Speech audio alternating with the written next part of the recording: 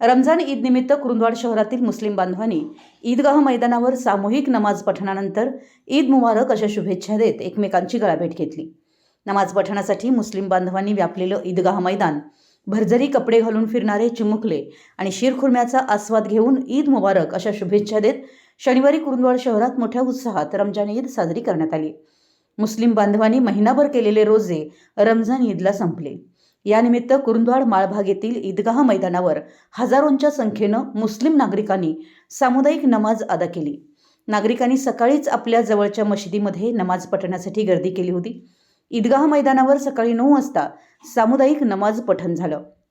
यावेळी मौलवी हाजी महम्मद अली मुल्ला यांनी ईद उल फित्रची नमाज पठण करून विश्वशांतीसाठी प्रार्थना केली। नमाज पठणानंतर मुस्लिम नागरिकांनी एकमेकांना गुलाब पुष्प देऊन ईद मुबारक अशा शुभेच्छा दिल्या। मैदानाजवळ नगराध्यक्ष सौ मनीषा डांगे, माजी नगराध्यक्ष रामचंद्र डांगे, उपनगराध्यक्ष दीपक गायकवाड, वैभव उगळे, अक्षय आलासे, अनुप मधाळे, दादासाहेब पाटील, दयानंद मालवेकर, अजित देसाई यांनी शुभेच्छा दिल्या।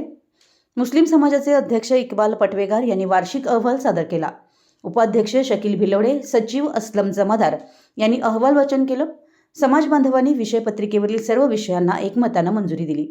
नमाज पठणासाठी शहरातील आबालवृद्ध आणि समाज बांधवांनी मैदान गर्दीनं फुलून गेलं होतं। अल्लाहविषयी कृतज्ञता व्यक्त करत मुस्लिम समाज बांधवांनी बहुजन समाज बांधवांना एकमेकांना गळाभेट घेऊन शुभेच्छा दिल्या।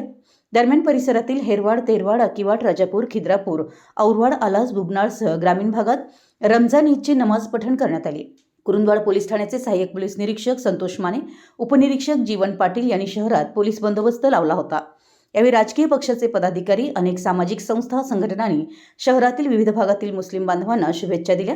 ईद निमित्त दिवसभर शहरात प्रसन्न वातावरण निर्माण झालं होतं।